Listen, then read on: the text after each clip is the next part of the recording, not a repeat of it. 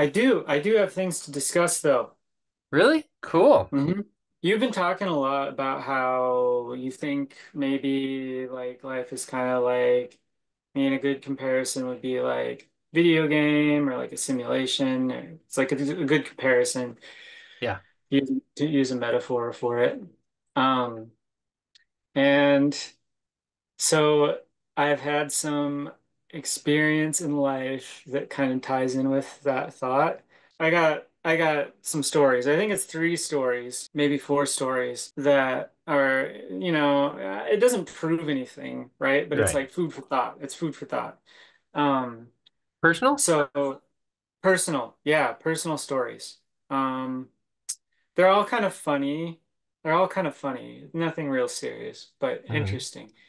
Well, two of them are kind of crazy. So I guess I'll go in chronological order. I'll go in Sure. chronological order. Okay. So when I was about 14 years old, I was in Boy Scouts, right? And we would go for a week-long summer camp every year to one of the different summer camps across the Northwest, in Oregon and Washington. And one of the years in at summer camp, a lot of the time we'd be in classes learning, and Boy Scout stuff, getting merit badges, that sort of thing. But, every once in a while we'd have some free time and just go goofing off out in the woods. And so my friend Brandon and I were out in the woods, and there was a pretty steep hill, Mhm. off the side of the trail, and he thought it would be a great idea to just go running down the hill. And because my friend, his name's Brandon, he used to do this kind of stuff all the time. He would just kind of like take off running through the woods. And it was almost always a terrible idea. Like one time he just went sprinting through the woods and like he got literally clotheslined by a clothesline that he Oh. didn't see coming. Like literally there was a clothesline and he got clotheslined by it and went flying and landed on his back. And I was like watching him run, and all of a sudden he just went like feet up in the air. And like I was like, huh? And I get there and I'm looking down at him, and he's laying on his back, staring up at a clothesline with a big like red mark on his neck. So, but anyway, that's the kind of teenager that he was, so little impulsive about sprinting off into the woods. So he goes sprinting down the hill, and I was like, okay, I guess I'll try it too. So I'm running down after him, but I'm not as coordinated as he is, and I was trying a little bit to catch up, and my legs kind of went behind me, and I go flying like Superman style, head first down the hill, and it kind of flattened out at the bottom. But as it flattened out at the bottom, I went barreling down and smashed my head into a rock. Oof. But you notice that I'm not a vegetable. You know what I mean? Like Yeah. I never had to go to the hospital. Really? Um, I had an oozing wound on the top of my head for a few days. I didn't even get treated for a concussion. Oh. So, and I went black like for a second for sure. Like, Mhm. like I'm not sure if I was totally unconscious, but I definitely like woke up and I was just really like and Brandon was like really worried about me. He runs up, he's like, dude, are Yeah. you okay? Yeah. He just saw me slam my head into a rock running like full speed down a hill doing a Superman. So I mean that's crazy, right? Maybe I told you this story, maybe not, but like okay, so jumping ahead a few years, um I'm at NNU, I'm a freshman, and they had like open house in the dorms, right? Is this connected to that same story? It's related, right? It was Okay, yeah. similar story. So I'm like walking in the sophomore girls' dorm, and like I'm walking down the stairs, and it's like a dorm open house thing. I'm walking down the stairs, and I jump off the last couple of stairs, and then all of a sudden, like I'm laying on the ground on my back with like blood coming out of my head because there was a really low overhang, and I went Oh, last couple stairs. I hit my head on the overhang, and then went like my feet again. Like this time, it was my feet went flying out in front of me, and I landed on my back at the base of the stairs. And I can still feel there's a dent in my head right here. oh my It's actually gosh. pretty long. Like it goes from like it's pretty long. Like it's maybe like this long that there's this dent in my head. Dude. I had like a scar for a long time after that. And like didn't go to the hospital. You know, like I did not have a good time freshman year. And that was like pretty early on in freshman year, right? Like I was kind of a I mean I was a jerk freshman year. Like I literally think that I had like some brain damage like that actually like it took me quite a while to recover from. Like I didn't really start acting like my normal self until I was quite a bit older. Hmm. Um, like a couple, probably like sophomore, junior year that I started acting more like myself again. Because I was like, but I didn't have to go to the hospital. I didn't have like any like concussion, like typical concussion type symptoms like nausea that I'm aware of. I just kept, working on my computer, doing my school assignments, doing all that stuff. Like, but I was definitely, I mean, I definitely blacked out. Like I woke up and like there was a bunch of like there's like some sophomore saw me and she was like, "Oh my God, are you okay?" Like, and she's looking down. Then pretty soon I'm like surrounded by sophomore women, and I'm just kind of like, "Oh," and I get up and it was fine, aside from the oozing wound on my head.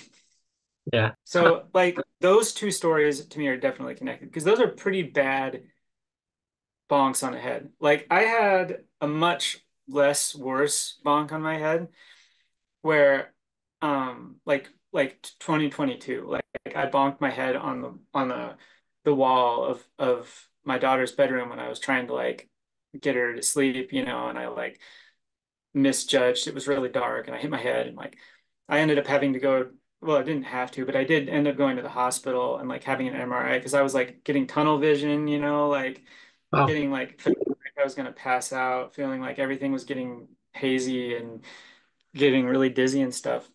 But that was much, much less hard of a bonk than like wham into a rock or like hitting my head and then hitting the back of my head on the ground. Like, yeah. anyway, so those kind of make me think like, I wonder if there are like, I don't know how to say it. Like when you die in a video game, you know what I Hmm. mean? Save points. Save points, yeah. Like you die in a video game and you know, uh, it's like you get the screen like you have died. Continue. Put another quarter in, whatever. Yeah, exactly. Yeah. I felt kind of like Huh. those were that a little bit. Like, how did I get off that easy? Do I just have a really thick skull? Like, do I just Yeah. have a I was like, well, the easiest way to answer that is when I was a kid, I got hit. My mom was like, "Oh, are you okay?" And I'm like, "Oh yeah, I'm okay. All bone, no brain." And she thought it was so funny. She wanted me to say that to somebody else. I'm like, "No, mom, it was a joke. I don't want to tell people that I don't have a brain." And here I'm like 3 years old, but I couldn't articulate that. I'm like, uh-uh. Forrest, you have muscles. Where are they? Where are they? I'm gonna show you your muscles. Right there. Hey, Forrest, you know all about bones. Where's a bone? Where's a bone? Can I walk through there? Oh, right there. Yes. Is there any bones in here? Right there? Are you a bonehead? Is there any brain in here? Yeah. All bone. All bone. Tell him Any what he bones first in said here? when you asked him if he had any brains in there. Any bones in there? How about any bones in here? No. No? Any bones in here? No, okay. I said any brains in here and he said, no, all bone. They're just like, she thought it This was is for hilarious. family only. Yeah, exactly. So yeah, you Yeah. just have just a bone up there, no brain, bud. But no, I get it. Like Yeah. I've heard stories where, um, You know, it could have been the death of them, or even the stories that are. Like they go up and talk to Jesus and like it's not your time. And then they Yeah. like they're like, what was that voice? This sounded like, oh, it was heaven. I want to go back. And then like Yeah. I'm stuck here. I don't know what my purpose is. I feel like there's nothing to do. So what on in the world am I supposed to do? And people are like, it must mean you there's some meaning, something that you have to do to be fulfilled. When I Right. was a kid, my pastor, when he was before he was a pastor, he went around with the Hells Angels motorcycle gang. And speaking of clothesline, this reminded me of it. Mhm. He was in a gang and he was just hanging out with some dudes while other guys were like going in a parking lot, you know, like 90 miles an hour on the motorcycles, and they didn't see that the parking lot was chained off. Oh. And yeah, he literally saw this guy on a motorcycle get clotheslined and his helmet go gadunk, gadunk, gadunk with his Oh head my. still in it. Oh, Yeah. So that reminded me of him. And then the second thing you said that reminded me was he was in a gang fight in the Hells Angels, and this guy had a double barrel shotgun, sawed off shotgun, aimed at his head, and he heard click, click, and nothing went off. He just threw the gun and walked away because he planned on killing my pastor friend. My pastor friend picked up the gun and looked at it later, and both shotgun shells had the mark of where the hammer had struck it. they And you didn't know, buy like the chances of one bullet not going off is like 1 in 1,000 or 1 in 2,000. But to have both at like two? the same, yeah, two at the same time. So he's But like, I feel like God saved me for something. And so I think maybe part of that was what saved him. He's like, what do you want from me, God? And yeah, I became a pastor, but he died from like uh, you know, those infections in the legs that just like some people can't it's like eczema, but like worse, and it just kind of takes over their whole body. And yeah, he died from that. In my mind, it was like internal eczema, but I don't know really what it is. And yeah, wow. he had that one too many times, and he died at I don't know around 50 or 60 or something like that. But I'm like, so I mean, yeah, he was a pastor, but there's so many times when it's just like, what are people saved for? If not something big, and it's not. I mean, it doesn't seem like it from the outside anyway. Of course, little things are Yeah. mean a lot. You know, the the Yeah. widow's 2 coins in Jesus's parable or whatever, not parable, but life lesson. This widow put in 2 coins and gave more than all of y'all. Yeah. So Yeah.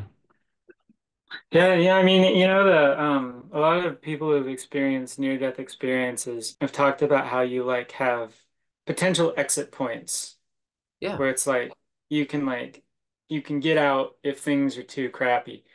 mm, At certain I've heard of points. that. Yeah. It's like, yeah. And it kind of ties in with like, do you ever have deja vu? Like where you feel like you don't? No, I Oh, like I would totally dig that. Deja Rene, deja vu, all these other things that I hear people talking about. I'm like, no, like never. Like maybe once or twice when I was a kid, I vaguely remembered like having a dream, something similar, but it's been since I was like a older teenager since I've had anything like that. It's pretty weird. weird. Yeah. Like I have it all the time. Like I'll Ooh. have these moments where, and it's usually like in my deja vu, a lot of times it's a warning. Like I'll be talking to my wife and or daughter or whatever. It'll be like, I'll remember it, but I'll remember a way that it would go if I handled like the conversation in a certain way. And it like like it ends up being kind of like a fight.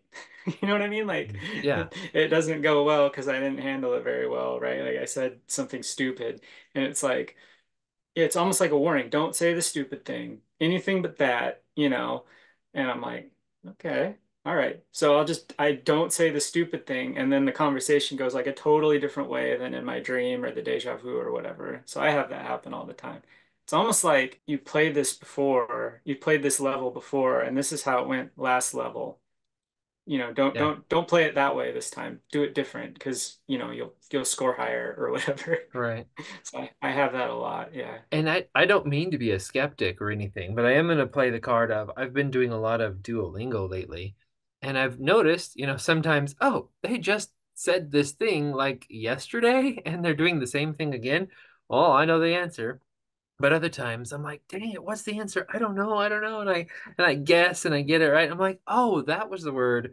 And I remember learning that word in the same question. So this is the exact same question, but I totally forgot. And what Hmm. I think of as luck is really like me completely forgetting that I had actually done this before. And I'm like, how many times am I totally forgetting what I do? And a lot of what we do in life is just repetitive. I mean, Same thing over so and over much again. repetitive. And I don't want to discount what we're saying. Like I totally believe Yeah. in the supernatural and the meta and all this, Mhm. everything. But I'm like, how much of it is just our forgetfulness? So, but I don't I know. don't mean to Yeah. discount what you're saying, man. I really don't. Yeah, but I don't know either. Like you could be right. I always remember it as being like something that happened in a dream before, Ah, which is interesting.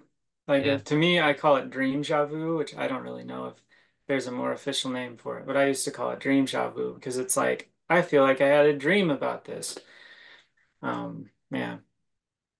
So okay, so then next kind of point. Um Yeah. this one this will be interesting. This will be interesting for your viewers, for you. Um okay, so everybody knows Elton John, right? Uh-huh. You know Elton John. Yeah, you know Elton John. How old is Elton John? Elton John is Oh, 77 he's years old. 77 and kicking, apparently. Yeah, he's old, but yeah, not that old, I guess.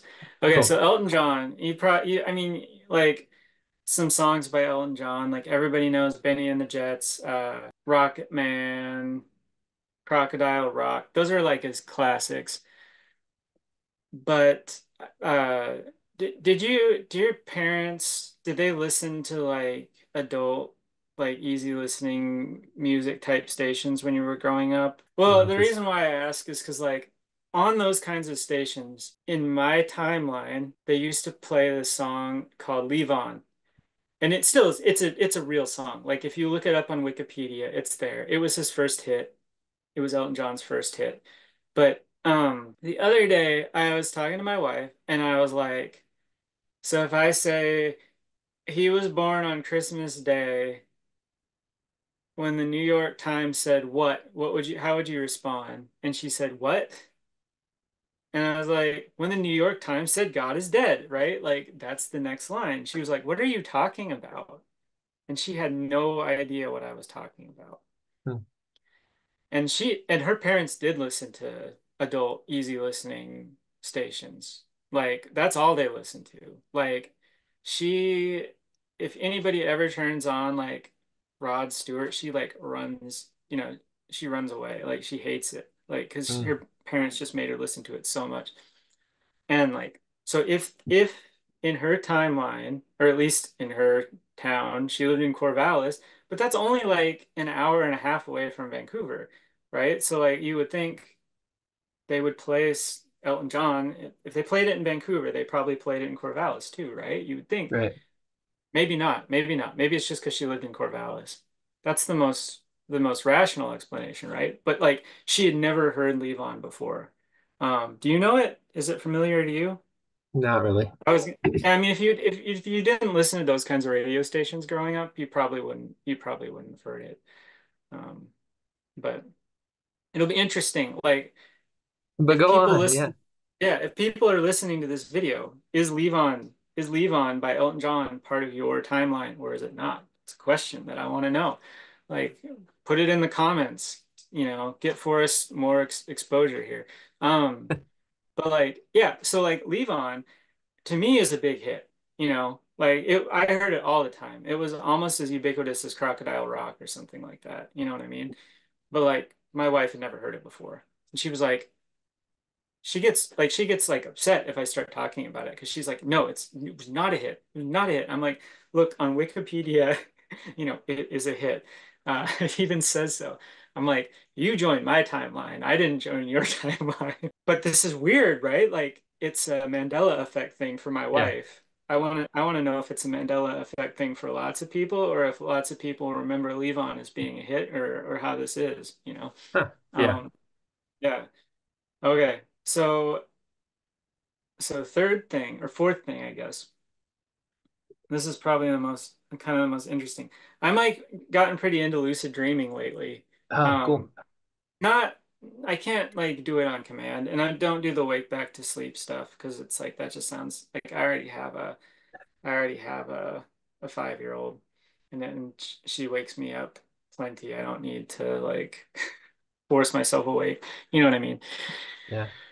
But I'm into but some I witched. I'm into to some people just watching people on TikTok who are into like plants and herbs and stuff like that. yeah, And try drinking mugwort tea. Apparently, that'll get you really, going. really with lucid dreaming. Yeah. Ah, interesting. Do you recognize this plant? This is mugwort, Artemisia vulgaris, also called the queen of changes, also called the queen of herbs. Recognizable by its lacy leaves, the silvery undersides, and its sagey smell. Now, mugwort is still a popular flavoring agent, herb, tea, vegetable in China, Japan, and Korea, but the Western world does not take kindly to plants that have to do with repro health. It's also known for causing lucid dreams for some people. I'm one of those people, but usually only if it's my first time having it or working with it in a long time. She was saying I've it was just been more than that. Anyway. oh, interesting. More than that? Yeah. This lady said like she actually went into an alternate universe. I'm like, whatever, sure. Apparently it was so vivid she thought it was real. Wow, that's pretty cool. I mean, yeah, I've just been doing basic stuff. Like I'll do reality testing throughout the day, like Oh, I'll oh, dude. Yeah. yeah, like I'll like try to jump because a recurring dream of mine is that I can jump really high and kind of like Yeah. float. And like I'll jump up and it kind of takes extra long to come down. Yeah. Yeah. Um so I'll try to jump throughout the day and just It, see if I am jumping higher or not. I love Um jumping in my dreams. It's just like my mode of transportation. It's Best. just like boing, boing, and I'm just like, I love this. This is my favorite thing. And people in my It's dream are the like, there he goes again. yeah. I'm It's the like, best, isn't it? so awesome. Anyway, go ahead. Yeah. Or like they say keep a dream journal. I was doing that for a while. I kind of lost track of it, but like a common dream that I'll have is like I'm at the beach or and like the waves are coming in really big, or sometimes it's just I'm at the beach. It's like a nice sunny day, or like reoccurring theme about being at the beach, or like the jumping high one. Well, anyway, so the other night I was dreaming and things got weird in my dream. So a common dream that I have is I'm in an airplane, but the airplane like flies at a really low altitude, like it's having trouble getting over power lines, or like it's taxiing around on the runway for a really long time, or it flies really weird, or the window is open in the plane, stuff like that. Like that's a really common dream that I have. So I had a dream where there's a bunch of people I know on the plane. They're all kind of having a party. And then we were taxiing around and we were taxiing like really fast. Like it was a really t fast taxi. And I was thinking like, wow, this is weird. It's like taxiing on the runway is super fast. And then pretty soon I wasn't in the plane anymore and I was just taxiing around. Like I was the airplane, right? And then I was on a road and there was cars around, sort of, but it was also like the runway. And I was like, this is weird. Wait a minute. I'm in a dream. You know what I mean? And so I realized that I was dreaming and I was like, okay, I can't fight it, you know? I can't fight it. Because if sometimes I'll realize I'm in a dream and immediately it gets all swirly and I wake up. But like I was like, okay, so I'm not gonna try and like force this dream to go in any particular direction. I'm just gonna see how it goes. But now I know. So I was walking around in my dream and I was looking at people and I made eye contact with a guy in the dream and he was scared. He got super scared and he was running away. He ran away from me. So I was like, oh, this is sweet. I can scare people in my dream. So I was just like, I would run up to people and go, boo, and they'd go, ah, and they'd run off.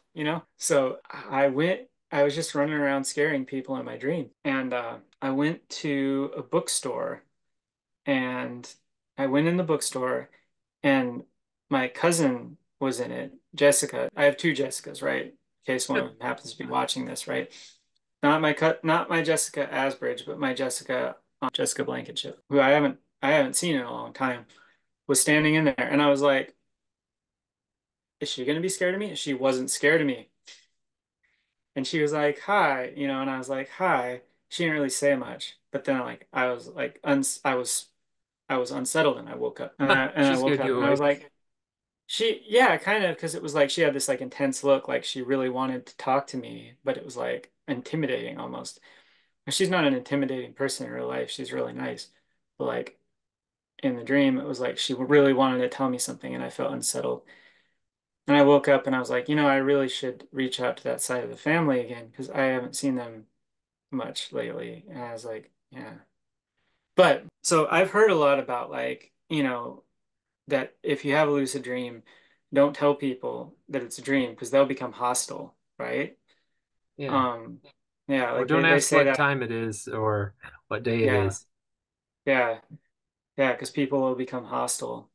Or if you've seen Inception. Inception, yeah, Inception, where like if somebody in the dream notices that they're like in their dream, they start like it starts battles, it starts like gun battles and stuff, because people get hostile. And you see them like stare, they start staring at the people in the dream, like who know it's a dream. It was kind of like that, honestly. It was kind of like, that sort of like that super intense stare once they realized that I knew. And I didn't even announce it. I didn't even announce that I knew. I was just like, you know, looking around and I made eye contact with that one guy and he was just like so scared. So, but how that figures in is that like Did you talk to I'm Jessica sure. later? No, I haven't yet. I was gonna reach out to them soon. I just, have been real busy today, and yesterday. But the principle as above, so below. I've heard of that, yeah. Stuff like lucid dreams kind of makes you wonder, like that, like as above, so below. Like maybe this life relative to a lucid dream is like a dream that you're having in another dimension, if that makes sense. You know what I Yeah. mean? Yeah. Like as above, so below. So like we're dreaming somewhere else, and this is the projection of that dream. Um, and like if you start talking like that, like people really rush to discount it. Like I was thinking about like Gnostic Christianity. Mhm. That's kind of one of the tenets, sort of Gnostic Christianity, is that like Yeah. everything is fake. Everything is fake. It's all a big simulation. And the way to escape from the simulation is knowledge, not knowledge that you are in the simulation, so to speak. Like the Hmm. creator of the simulation is evil. The only way to escape is to understand that it's not real. And to get out of the matrix, so to speak. And there's lots of different, I mean, I'm not going to get super into Gnosticism, right? But like, Hmm. And that's there's my, overlaps with a lot of other religions too. yeah. Like, what is it? Is it Shintoism that believes something like it like we're trapped and like every incarnation is just another attempt for us to get out or something like this world is like a prison planet or some religion is like that. Like, I think Buddhism or Shintoism or something. The Buddhists think that like existence is like something to be like you're trying to get out of it, sort of like nirvana is like freedom from existence, kind of like it's Mhm. yeah, I don't know about Shinto. It's like Yeah, yeah, I I might know have got that's the name wrong. Japanese. Yeah. But yeah, like yeah, a lot of Eastern religions kind of play around with that idea. Like the material world is, desire for material things is kind of like a trap kind of idea. But like Gnosticism was, ixnay. I mean, there's barely any records of Hmm. Gnostic teachings left, and most of them were found, well after the fact. Like they were lost. They were presumed that they were destroyed. All these records of their teachings, and there aren't really a lot of Gnostics Right. around today. Like it's funny, even like if you look at the Bible, like how it's written in such a way as to like in a lot of cases like prove the Gnostics wrong. Yeah. right? Like if you read Paul's account of like Jesus coming back, it kind of sounds like he didn't physically come back. It kind of sounds like he appeared to a bunch of people, not in the body. Like he even in Acts, like Paul sees Jesus on the road to Emmaus, right? And he's It's a a bright light. blinding white light. Yeah. And he Yeah. says, Paul, Paul, why are you persecuting me? And like Paul Paul puts that in the same category as Jesus appearing to everybody else on his list of 500 people. Like he says he appeared to 500 people and last of all to me. But when we hear the account, which I mean, I realize Acts is probably kind of like fanfic, right? But like when we hear the account, it's not like Jesus came back and was like, put your hand in the, in the nail hole on my hand, like in John with Thomas, he just appears from a bright, a bright white light, like you said. Like, I do think Jesus came back, but I think he came back like he appeared to people, like we kind of talked about like in the last episode, right? After death communication. Yeah, after death communication, like I think he appeared to people in a really intense, strong way. Maybe he even like appeared to them like, like as if they were looking at a person. But I don't think he like came back and had like another mini life or something like that. You know what I mean? But the Bible is written in such a way, especially in John, where it's like, no, he came back. He was physically, fleshly there. Hmm. People could touch him. Thomas, the doubting Thomas is in there to really drive home that point because people didn't like the idea of like yeah, everything is kind of fake and Jesus is like, is coming from outside of that into our world in a non-physical way. They liked, the idea that creation, that physical matter is good, or that at least it was good at some point before it was corrupted. So like, um, and they don't like they were trying to react or go against the Gnostic idea that the physical world is evil and that it's all a simulation, that we're Yeah. supposed to escape. So, But even that um, is, I mean, I want you to finish. Part of it sure. Yeah. is like if this is a simulation, like why argue? Like that spiritual sort of coming back or physical. If we're in a video game, the characters don't care whether like it's physical or not. Like so like to me it doesn't even matter like whether Jesus came back physically or non-physically. If it's a simulation, either could happen, and it still doesn't affect this fact, if it's a fact, that it's a simulation.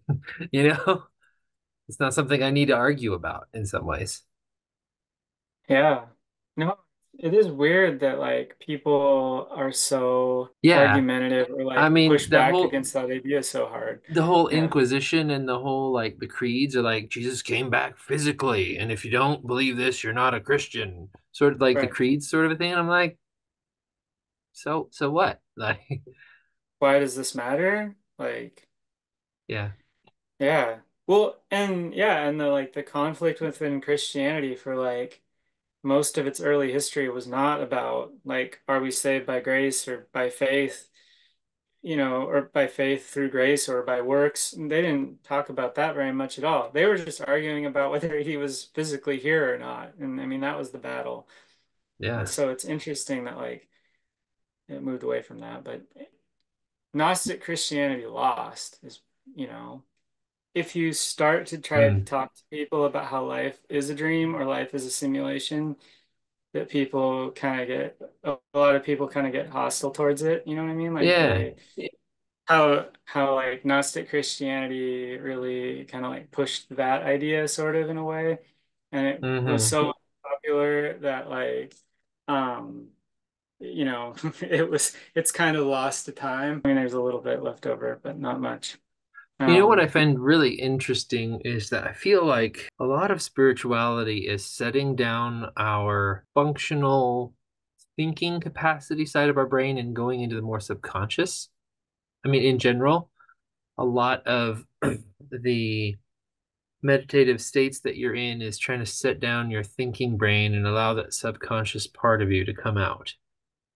The same with hallucinogenic drugs is you have an ego death in a lot of them, where it feels like the you that is conscious just kind of like breaks and just more like the other part of you. Hmm. And I think there's a tie-in with that because it feels like when you're in a dream, the subconscious is in control because it's creating all the scenes, all the sub characters, all this other stuff. And your consciousness is kind of held captive to this subconscious reality. And every time the ego tries to take over, the subconscious is like, I'm shutting down, you know? And the people that have the corpus callosectomies or the corpus callosum, the two sides of the hemisphere of the brain, when they cut it, if you cover up the eye or split the vision like this, and each side of your head sees something, um, you might see the word red on one side and then see a flower on this side and say draw a picture of a flower, and they'll pick up the red crayon and draw a red flower, and they'll be like, why did I draw it with red? And then the other side of your brain will make something up when it's not even like a real good answer because those like hemispheres of the brain do different things. And so it's like you have two different people because sometimes one side of your head can do things well and the other can't. And they usually work as a team. But when it's split, I'm not saying that your consciousness and your subconsciousness is in right and left, but it's a very similar thing where there seems to be like two sides of you when you have the corpus callosectomy. Hmm.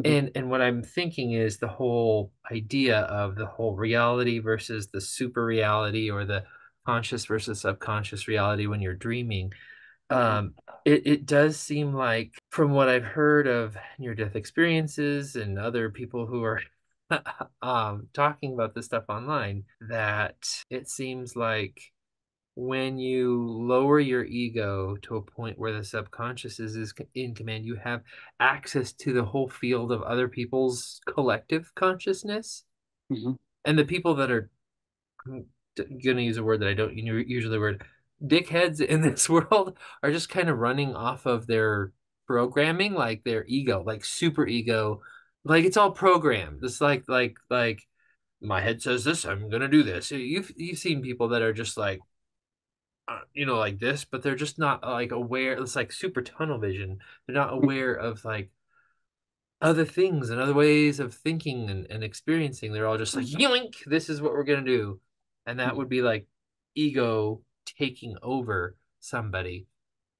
And Hmm. I often wonder if the ego is the individualistic side of our spiritual physical unity, and our subconscious is more of a collective aspect of our physical and spiritual reality. Hmm. Like I was reading about like left-hand path religions. There's quite a few of them. I don't remember most of the names. The most famous one is the Church of Satan, but there's Left hand, what? Never heard of that. left-hand path religions. Yeah. Yeah, like most religions in some way point to like altruism, kind of the idea that we're all one. Yeah. They kind of will like try to in some different way get you into like a state, a meditative state, or like you're trying to, Dissolve the importance of the here and now. yeah, like you're saying, like dissolve the ego, like yeah. But left-hand path, it's like the opposite, right? Like, no, individualism to the max, egoism to the max, not altruism, like self-interest, that sort of thing. Like, I think the religions really focus on like not just individualism, but like self-interested individualism and the law of like do what thou wilt. Interesting. Yeah, it's because that kind of ties in with what you were just saying. It's like the dickheads are very self-interested, like To a place fault. themselves, yeah, over other people. Or if you ever read or heard about the book Assholes, a Theory, have you ever heard of Assholes No, Theory? that's funny. Yeah, it's a philosophy book about assholes. And his thesis is that assholes are people who place themselves above other people. Like that's the definition.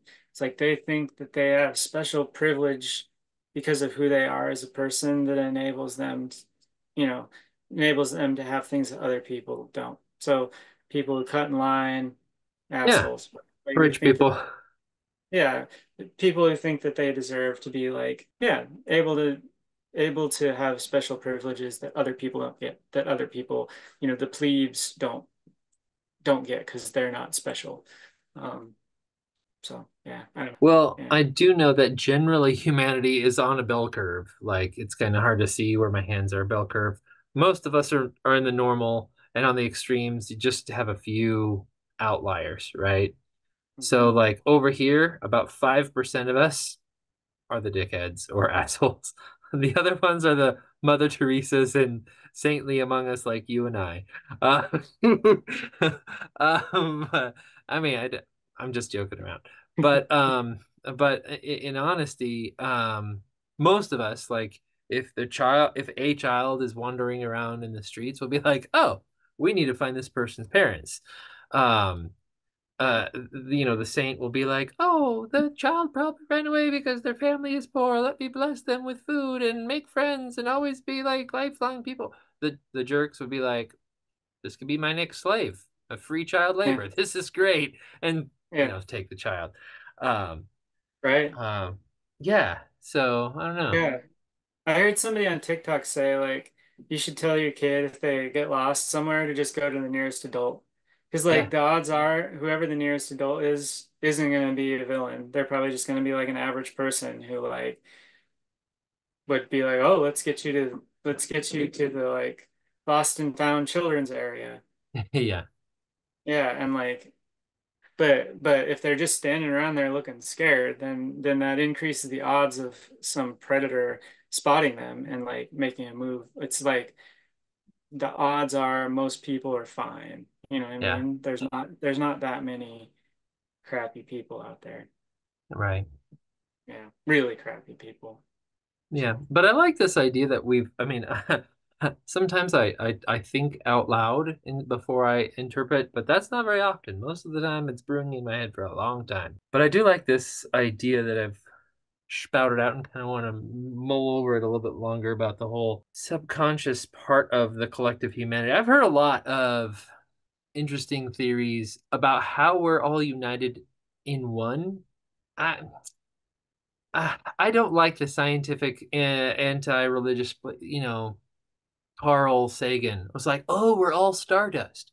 Well, it sounds great, but what it basically means is, yeah, all the atoms that are anything more than like hydrogen or something like that, or I don't know what it is. Basically, lead. Anything heavier than lead was a result of the supernova. Million plus, billions of, no, whatever. There's only a couple billion, but anyway, a long time ago stars exploded because of the way that the life cycle of the sun goes. Starts out as hydrogen and then helium, and then it gets thicker, thicker, thicker, thicker until lead, and then the whole sun crusts over and then explodes. And you have all these elements that you can actually build stuff with, right? And so anything that's complicated, like everything around us on Earth, is due to a supernova because we actually have elements that we can play with and not just like, I don't know, I learned garbage. about this recently. Yeah, it's like the complexity of the molecules goes up to, I think a it might be certain iron. level. Iron Iron, yeah. or lead, Iron. something It's like iron. I I think think it's it's iron. iron. Yeah. Yeah. So like it goes up to iron and with a main sequence star like the sun. Like Yeah. the sun, the most complicated metal that the sun would make would be iron, right? But a blue giant can go up to, I mean, as high as they get, right? Like so the Earth has uranium on it, right? Like uranium's super complicated. Um, so how did uranium get here, right? It must have been like you were saying, it must have been a supernova because uranium doesn't get made by a main sequence star. It only gets made by a supernova. So there's like different theories about it. But I was reading about like for one thing, they use that fact to help figure out how old the Earth is, right? Because they can use uranium, like they can estimate how much lead is left over after the uranium is decomposed and determine like how long the uranium has been around based on how Yeah. long the half-life of uranium is. But there's two kinds of uranium, right? So there's the I think 237 and 239, right?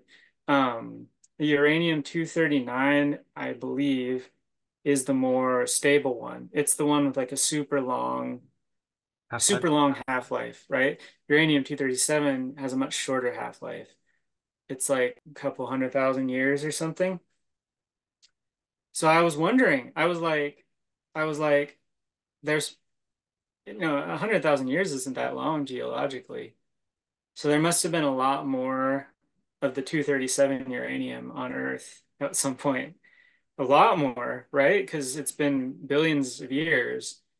So I looked it up, and sure enough, there's geological evidence that there was actually a naturally occurring nuclear reactor in Africa, Yeah. Namibia maybe, or Ghana or something. Anyway, in Africa that ran for hundreds of thousands of years. And there was also something, I think even out in Idaho, that there was like a natural occur or Montana or somewhere like that, naturally occurring nuclear reaction that just started on its own because of all this uranium and lasted for a while, you know. It's so weird. So Yeah. weird. Yeah. So what I'm going with, Yeah. and Anyway, you yeah, got me that's excited. I love weird. that topic. Yeah. Well, what you said, partly to go back to what you're saying, is it doesn't really make sense because, like, where do we get all this uranium from if it's heavier than iron? Um, but anyway, like Carl Sagan and the other scientists are like, "Oh, you're all stardust. It means so much." Well, yeah, I mean, that's what matter is. It's made out of stuff, and we're complicated, so we're made out Right. of Yeah. Yeah. exploded stars. That doesn't mean a whole lot.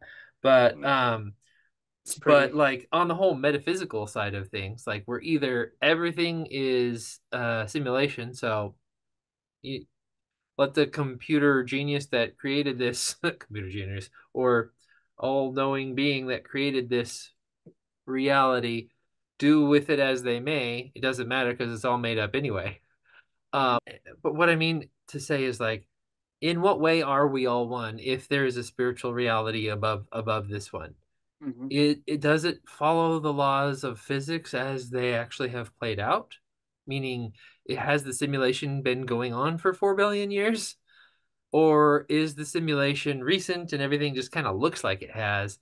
Like, are we all one? That's what people who are high, people who meditate, and people who have near-death experiences say. Mhm. In what capacity? Because like we have come across comets that are like as old as our solar system or older.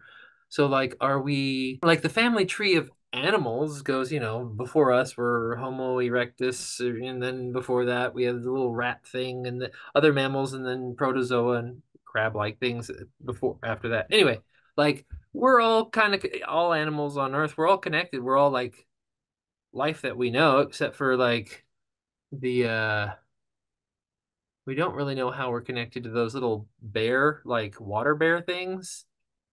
I think those are the only thing that I know of that like they haven't figured out how What we are make the those things? connection. Yeah. Yeah, those But guys. Those guys are yeah, fun.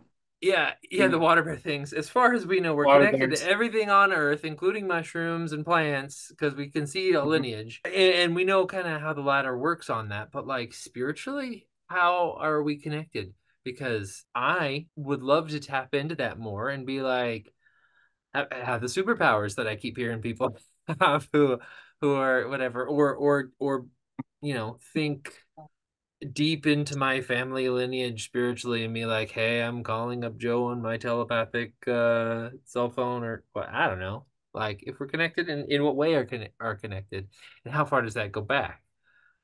Like, Mm. are the closer we are metaphysically, or do we have any more like closeness? I don't know. I don't know how this all works. Yeah. Yeah. Maybe this is too weird. Maybe it's too weird of a topic to keep talking No, about. it's not. It's not too weird of a topic. It makes me think about stuff. I mean, so one, if you want to go like rationalist with it, like if you want to go not entirely 100% rationalist, but it's at least information that one could make a rational conclusion from. It's going to sound a little unrelated. So strap in, you know what I mean, as Oh, they say.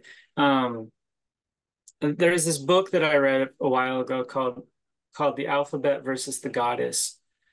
Have you heard about it? Mm-mm.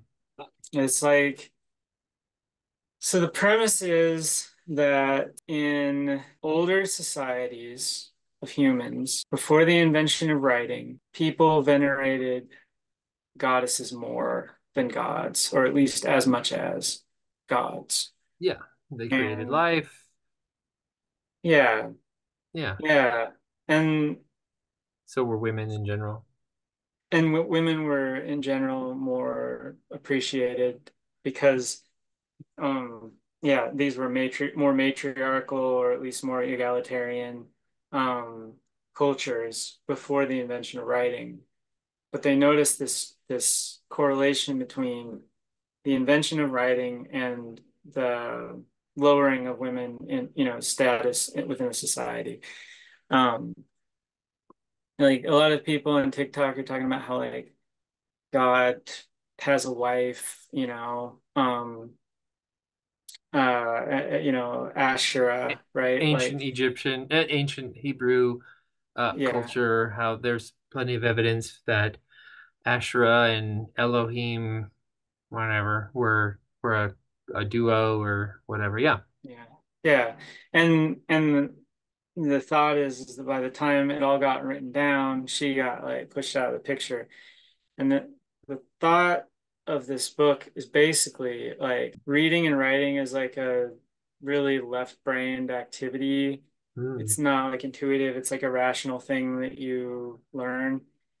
And so um left brain stuff and qualities that were more associated with the masculine became increasingly associated with like religion and also power. So women were associated with being more intuitive, more emotional, more right-brained, right? And more associated with images, right? So the more that writing and reading became associated with religion, the less egalitarian the religion became. Which like I don't know, whatever. But what I guess I'm getting at is like your right brain is a difficult thing to access consciously, especially like the parts of your right brain that aren't part of your conscious awareness. It's a difficult thing to access consciously because most people are thinking very linearly, right? But Hmm. I've often suspected that animals don't feel distinct from nature, that they're just operating on instinct and that they feel completely in tune with the world around them because they don't have the frontal cortex that humans have, right? And Except for a that few. probably, Yeah. yeah, but that probably feels like oneness, right? That probably feels Yeah. like being Especially herd integrated with, animals. Yeah. yeah, yeah. So like it is possible that by meditating or, doing shrooms or whatever, that you're tapping into that side of your brain that feels like the oneness with nature. Yeah. And so We have more it's not, access. yeah. And that doesn't require even like a god or like any sort of like External. outside Yeah. external, yeah, or you to be in a simulation or anything. In fact, it kind of points to like the beauty of nature, the beauty of being connected with everything that is actually physically here. That's one theory. And then another theory is kind of like, well, yeah, it's a simulation. And so your brain can create whatever reality it wants. So if you tap into that side of your brain, you are tapping into the mainframe, so to speak, and you can like let your brain create a new reality within your brain, which is why when Hmm. you do shrooms, like you see all sorts of things that aren't real. Yeah. 'Cause the brain is just like making something. And those aren't even mutually exclusive ideas. Yeah. Yeah. I agree, except for there's a guy Except called for, Sean. Except for, I mean, I totally agree. right. I mean, people who say they astral travel, I'm like, you just have a very vivid imagination, slash, you're tapping into that part of your brain that can just think up whatever you want. And like, wow, it feels so real. AKA, we were just talking about mugwort or whatever. I honestly think that that allows the brain, or with this video that I watched about this lady going into the Hogwarts world, where she was flying on a Nice. broom. She felt like it was so real. I'm like, Mhm. why would you do that where she did it? She did it in the Azkaban prison where she was trying to get out Sirius Black from prison. I'm like, what are you, an idiot? Like, start somewhere peaceful. Anyway, sorry. I could show you that link to that video sometime. I'm like, what are you Yeah. doing? But anyway, yeah, like vivid imagination, great. Except for there's a few people hired by the US that can tap into that subconscious part of the brain, and their imagination overlaps with reality to an extent to which there are a couple people who have even found and perfectly described Russian activity using some of these meditative experience things where they Yeah. said, "Hey, I hear that you're good with astral projection. Where is the submarine that the Russians are building?" And he said, "These coordinates here, and it's really big. It's like twice as big as normal, and they're gonna launch on Sunday or whatever." And like, yeah, whatever. But they go to these coordinates and they find the thing come pulling out of port, like getting ready to launch, and it's like basically two submarines like welded together, and they're like, that shouldn't work, but it's working. And and so like they're like this thing that happened in this guy's mind happened in real life. What is all that about? And the guy that does the TikTok video, Sean Webb, of course he has his own like products that you can buy to help you, get into these meditative states and all this other stuff. And I'm like, I don't want to be sold something. I just want like this to not be some like scheme for you to make money. I just want to know the truth. So, like, how much of this is real? But it appears to be some of it is, or it could be a psyops to get people that overthink things and don't trust the government to just like peace out and chill out in the room and do nothing, no harm to nobody because they're meditating. I don't know. I'm probably overthinking this, but Yeah. No, I mean, I don't know, man. Mike, it's super interesting. Did you see The Men Who Stare at Goats? Did you ever watch that movie? no, I'm writing all these things down. Got two books so far, and now a movie. The Men Who Stare at Goats. It's about that, like the CIA's, their like weird, like psychic warrior training school. Huh. It's kind of like a comedy almost, but it talks about what you're talking about. It's both like a little bit of like a parody, Hmm. but also like I don't know. I don't remember it that well because it's been a long time since I've seen it. But it touches on this stuff. It's you should check it out maybe. Yeah. Yeah. I do find it funny that like you have to be in a state of like playfulness and like openness and just like non-seriousness, like the side of your mind that's like not ego, like I have to know, I have to like that whole egocentric programming to like tap into it. So like the people that know are the people that just don't care. You know what I Yeah. mean?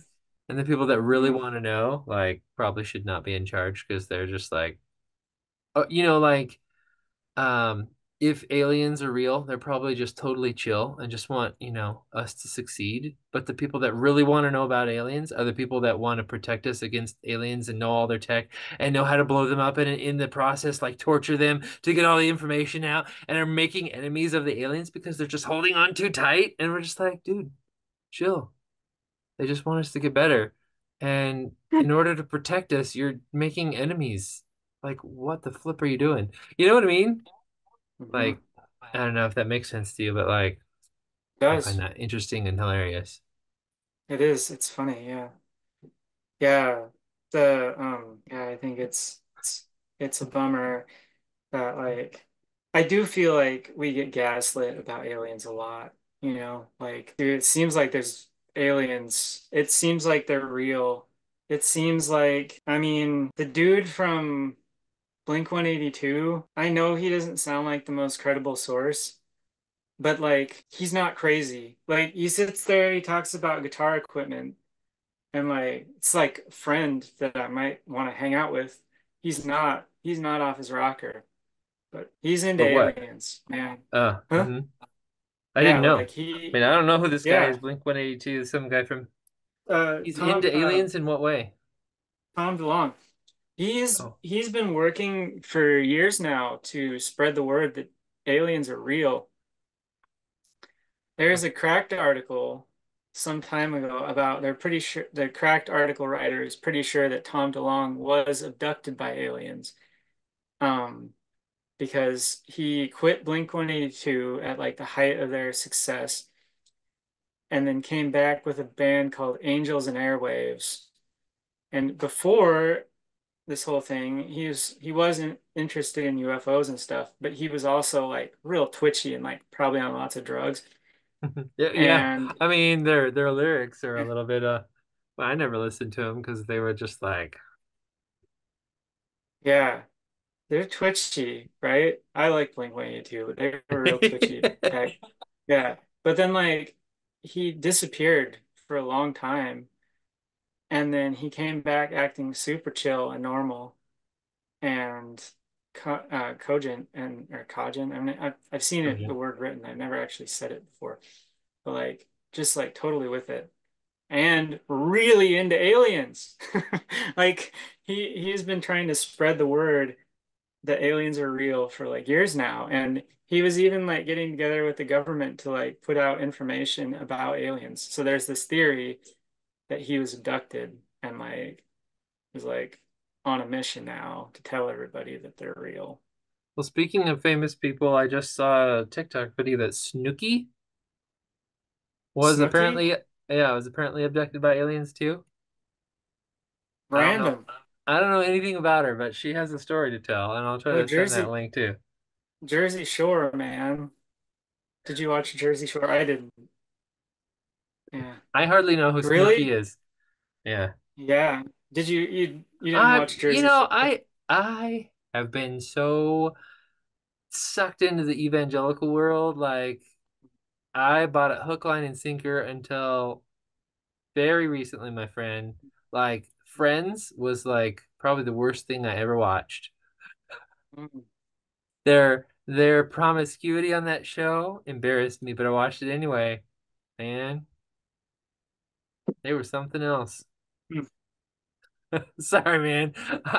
I'm not in the secular world enough to know what's going on. Oh, but the drug culture, I haven't done any of it, but it's super fascinating. That's funny. I know. It's Oh, almost so crazy that I'm just like, oh, this is harmless. I can watch this all day. Oh, people like getting abducted by aliens, fascinating. It's never gonna happen because it's just so out of the world to me. Like I can watch this, it's fine. yeah. Well, Snooki, that's funny. Yeah, Jersey Shore, man, that show was like knuckle dragging, like really, really dumb show. Uh, so it's funny that now Snooki is out there like, well, I was abducted by aliens. Uh, I don't actually know how she talks. I never watched it because it was like too knuckle dragging for me. I think But it's yeah. hilarious. I think so many people be like, this is like a fever dream. This is great. Like, I think this is actually better. Yeah. Well, I should probably get going pretty soon because I am gonna go watch the Swifts fly out of the chimney in Portland. Have you heard of the Swifts in Portland?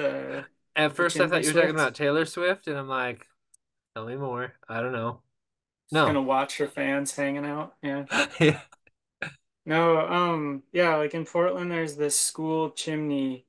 There's this chimney at this school, but every year the Swifts, all the Swifts that live in the area get together and they go to this chimney. And it's like their jumping off point for their epic migration to Mexico. And so you sit out there in front of the chimney and you watch the Swifts fly out. So that's what I'm going to go to in a few minutes. I'm going to head out and watch the Swifts and have a picnic. Yeah. Cool. We had Swifts this year in our chimney. Like Mm. that's what made us inspired to go see them, because like we started hearing this like loud cheeping coming from our chimney. It's good luck, right? But like, Until they all yeah, get in your house. well, one of them did. A little baby swift actually got pushed out of the nest, which is Oh. really sad. Like it got pushed out of the nest, and it was inside of our fireplace, tapping on the window. Oh. And so I like got a rubber glove and pulled it out. and we called animal control, and we're like, what do we do? And they're like, well, put it back up there. And it crawled up to the wall of the chimney. They're like little Oh bats. wow. Oh weird. Yeah. I don't think it made it though. It was really sad. Hmm. But most of them did. And we still every once in a while hear them. Like they make this really loud, like stiff, like wing beats, like really Hmm. loud fluttering when they fly down your chimney. It sounds like a little earthquake. So every once in a while we'll hear and then like cheeping from our chimney. Super. Wow. All right, sir. Well, thanks for the talk, and we'll see you later. Have a Yeah. good time with the Thanks, Swifts. Forrest. Thanks, man. It's another Have kind a of good, Swift fan. yeah, different kind of Swifties. All right. All See ya. right, bro. See you around.